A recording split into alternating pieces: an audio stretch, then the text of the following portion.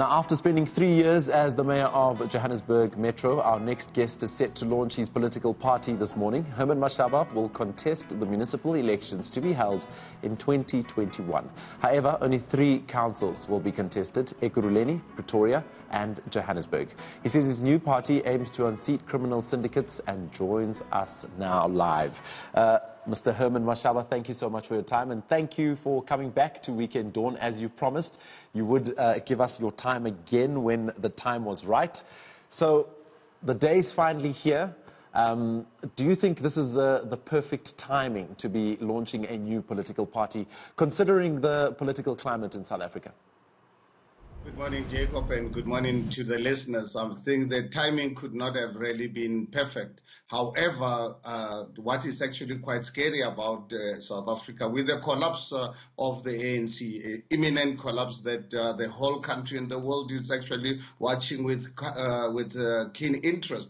The challenge is whoever takes over from the ANC is going to take over a broken country, a broken society. So challenges are going to be there. But I think the sooner we can really work on a project to unseat the ANC in a constitutional matter, the better. So yes, I'm excited with this great opportunity, but a huge, huge challenge. It's going to be a punishing one, but I think very necessary project to undertake. Herman, what sets your political party apart from the rest? I mean, there's quite a few parties for people to vote for, apart from, of course, the ruling party, the ANC, and your former party, the Democratic Alliance. What makes yours different? Well, what makes us different is because our formation was forged by the mandate from 2.4 million South Africans. Remember, Jacob, on the 6th of December last year, after resigning, I wanted to create another CODESA in South Africa. I wanted, before even thinking of forming a political party, let me get the views of South Africans. And I remember quite well when I asked my family to provide the necessary funding to undertake this CODESA. For me, I was going to be happy with 500,000 mandate. And we ended up with 2.4 million South Africans. Right now, as I'm talking to you, 2 days ago, we've already got over 60,000 people who've already registered with us as volunteers throughout the country. But what is more interesting is the core values that we have forged. One of them being electoral reform. As you are aware, at the last national elections, 18.5 million South Africans did not vote, and we engaged these voters quite extensively. The reason why they did not vote is because they did not have an alternative. So they are excited with us because we are going to give them an opportunity for them to elect our own public representatives. We are not going to wait for constitutional amendment by Parliament. What does the leadership structure of your party look like? Are you able to give us an idea on who will be joining you? I specifically am asking you this because I want to lead into Mmusi Maimane himself. I mean, he also left the Democratic Alliance, and people thought that the both of you would be starting a political party together. Is there any chance that Mmusi will be joining you? And if not, why is he not joining you? Well, I think, Jacob, I only had this from the media. Mmusi and I, when we met on the 28th of October, when informed him about the project of the People's Dialogue, by then he had already committed himself on other projects. And for us, we said, we are continue with yours, and the day when you are ready, perhaps we can join. But now we're at a stage where today at 10 o'clock we're launching our political party. He has not joined us as yet, but he's one of those South Africans who are, for us as a party, if he does one day decide to join us, I can assure you we're ready to accept him with both hands. And in terms of other members that will be joining you, is there some members that have come with you from the Democratic Alliance?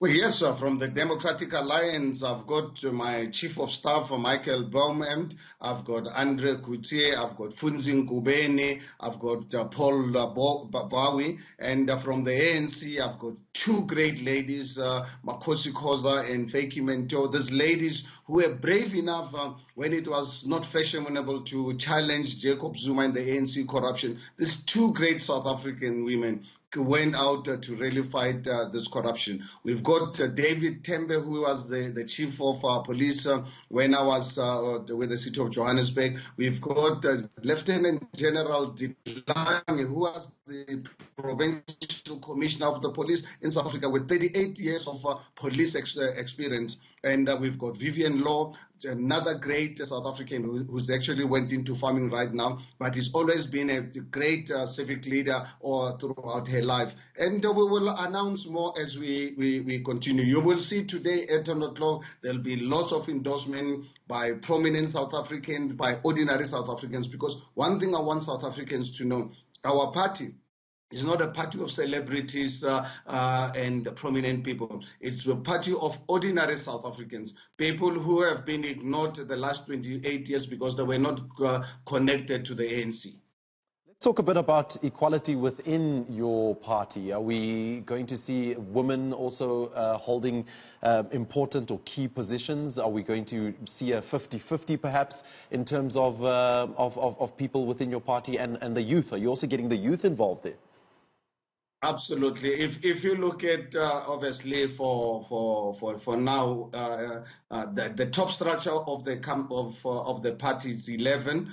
We've got 4 more positions to fill. Of the 11, 5 of them are women already, and we are talking to youth to bring in the number of youth into a structure. In fact, Andre Kudzie and Michael, these are still youth. They are in their mid-30s, but we want to really bring other fresh, new youth in the organization. That is why our interim constitution, right now, we do not just really want to rush to bring people for the wrong reasons. So if you look at our interim constitution, which will be live by 12 o'clock this afternoon, you will see there will be a position still for 4, and that's where we're going to really be looking for for appropriate, suitable people to really fill those positions. Apart from the launch of the new political party, Herman, I'd like to bring in something that's quite topical this week, and it's about the land invasion, specifically in Vleerhof. Your successor, Jeff Makubo, accused you of being responsible for these land invasions. Do you have a response to that? Well, I think Jeff is the last the person in this world who can actually accuse anyone of anything. He's the man who gave away the prime piece of land to the Guptas in Sandton for free, for nothing, without allowing them not to actually pay a cent for it. He's the man when they were in government with his MMC of housing, they were selling land in Region G to poor people, taking poor people's money for nothing. When we took over the city of Johannesburg, as you are aware, we encountered already over 200 informal settlements. These informal settlements were there long before we took over. This project that he's talking about that is opening, who built it? So I think it's one thing to really go and blame. But fortunately enough, after Jeff Makubo, for me, as far as I'm concerned, he belongs to jail, and that's where he's finally going to land. There's no doubt about this, because there is more than enough evidence of his criminality with the Guptas. Herman, before I let you go, what is your take on the death penalty?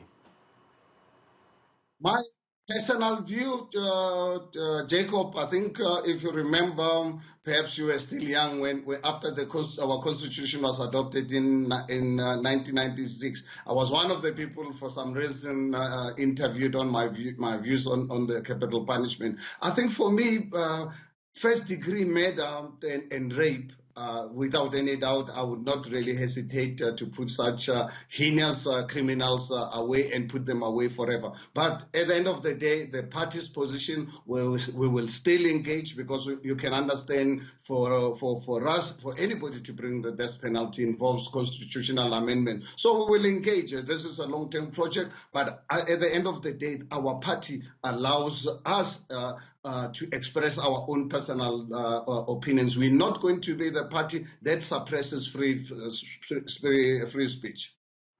Herman, you've just actually given me an idea to ask you another question, and we'll keep it short. Your thoughts on what's been currently going on in Eldorado Park at the moment, a police officer being accused of killing a 16-year-old boy.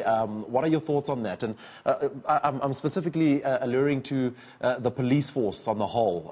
What would the People's Dialogue do in a situation like that? Well, I think the police, it's a very, very sad state of affairs. It's for that reason I'm really so excited to have General DeLange, who has been in the police force for the last 38 years. You see, that what is creating a problem with our police at this point in time is the political will. You can imagine our policemen and women are led by criminal syndicates, a political party that is known worldwide to be the most corrupt the party in the world. You look at the Minister of Police, even Jacob Zuma himself actually fired him. So I think we need a criminal justice system that can be free from political intervention. So when we set up our police structures or our criminal justice system, we've got to make sure that they are free from political intervention. We need to bring the scorpions. You will hear in my speech today, we're talking about immediate re-establishment of the scorpions with more powers, with less political interference.